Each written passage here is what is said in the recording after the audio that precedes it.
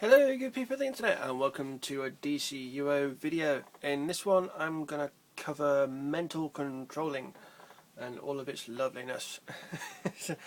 I would... It's a difficult controlling power to describe, but how would you describe mental? Well, for one thing, it has the most power interactions of most of the powers that are available. You can crush, you can electrify, frostbite, encase, inflict burning, inflict terror, inflict panic, stun, levitate, daze. Almost every single power interaction that can be done with mental. It's great.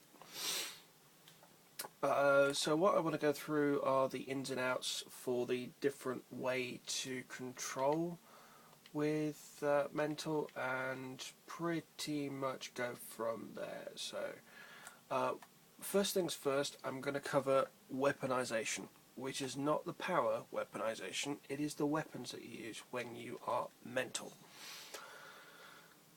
Right, controlling uses all the ranged weapons, so that's bow, rifle, dual pistol, hand blasters, and that's pretty much it. It does, however, and can use, on the odd occasion that you want to, martial arts. The shuriken storm hold triangle combo that martial arts has got hits a lot of people in front of you, so you can generate your power back fairly quickly, but probably not as fast as you can with one of the rapid fire weapons that you see most people using. Typically, most people will either use hand blasters, bow, or pistols when they're controlling. Occasionally you see people rifling, but not very often. The other thing that I'm starting to see, which is a little bit worrying, are people using staff weapons and just doing this to generate their own power back, which is nowhere near fast enough. You need to be able to hit a lot faster than that, a lot more rapidly.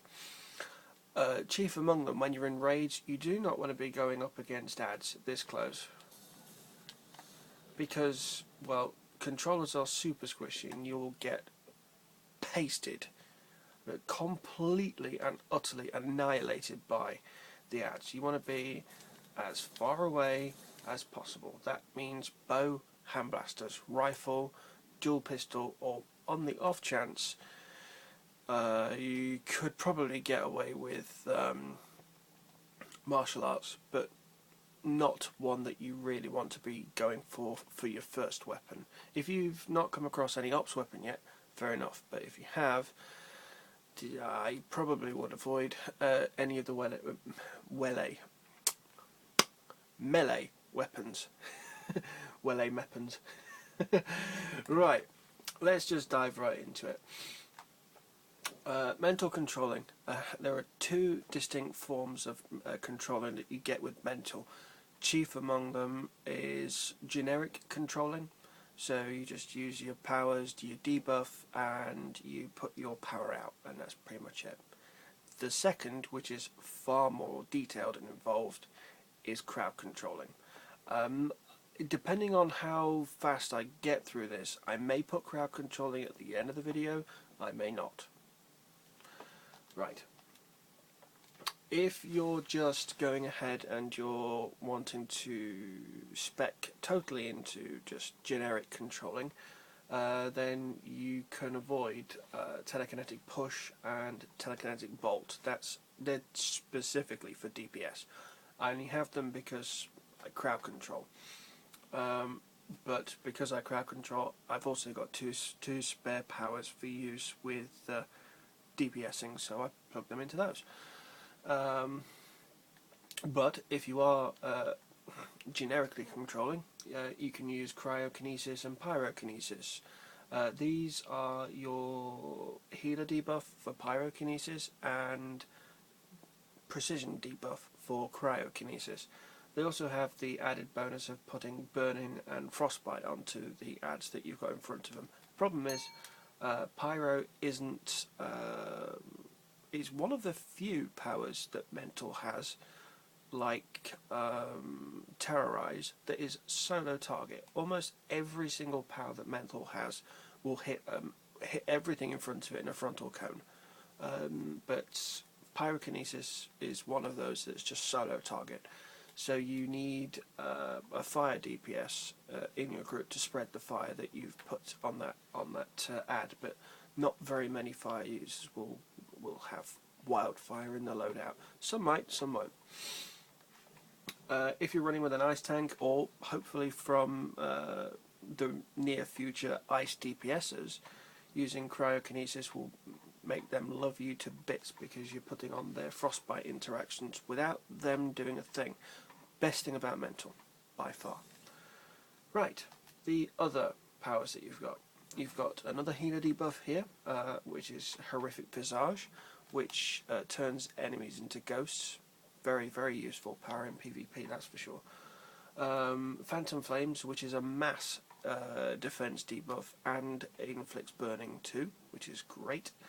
And then you've got your precision debuff again, which is terrorize. That is also very, very good, and one of the reasons why I use this is because for generically controlling, you can also spec into your DPSs that below 35% damage bonus power, which is just gravy.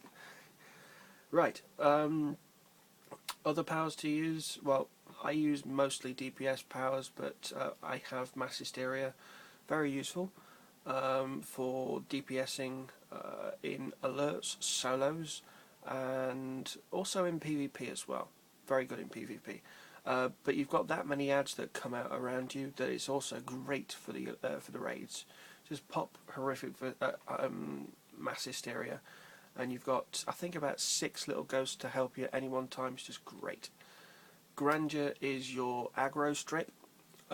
Very useful if you're running in something like Tier 4 Alert, the villains version, when you're on the roofs. Using Grandeur to pop you out of anything will then remove you from control effects and damage for a short time, and it's just great.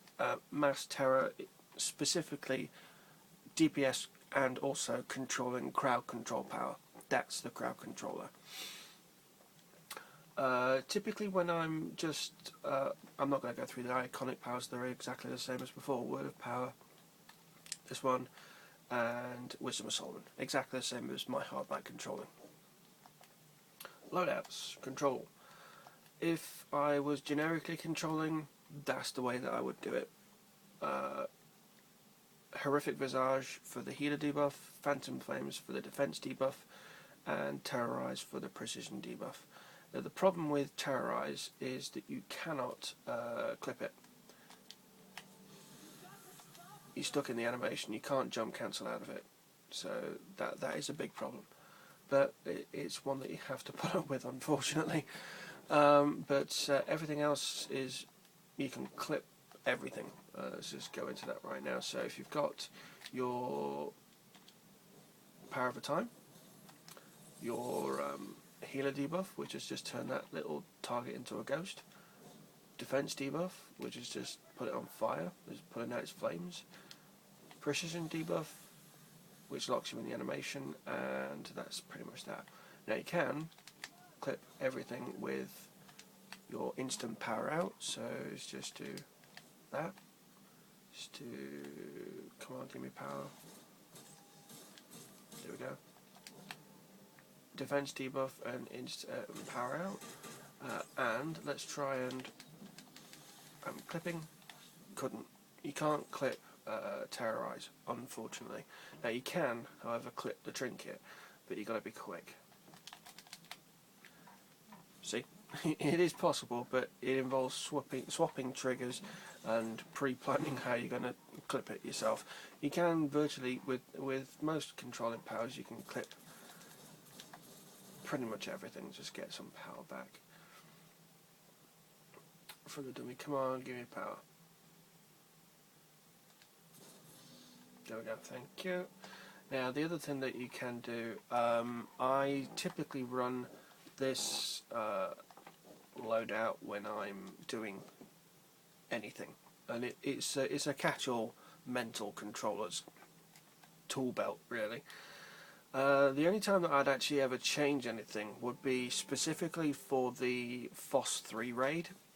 So I'd put telekinesis on and use that in place of terror tendrils, specifically for the sunstones and the healers. What it does, telekinesis strips the healers' shields. Eventually, if your dominance is high enough, it'll strip them. So you can just pop that on and away you go.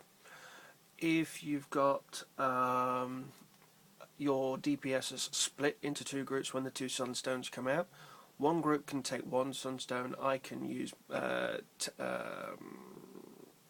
telekinesis on one. What that will do is I can lift it like this, slip shot back, no problems, and there we go. Now, by the time you cannot get that control effect back up again, but you can use slip shot and do this. Make sure that you stay away. Eventually, you'll be able to do that. The DPSs can then come back to you and destroy the little target, and away you go. Now, that is pretty much how I would manage virtually every controlling instance. The only time that I would ever put anything slightly different, in fact very different on, would be this format. Dust off for the supercharge, grandeur for the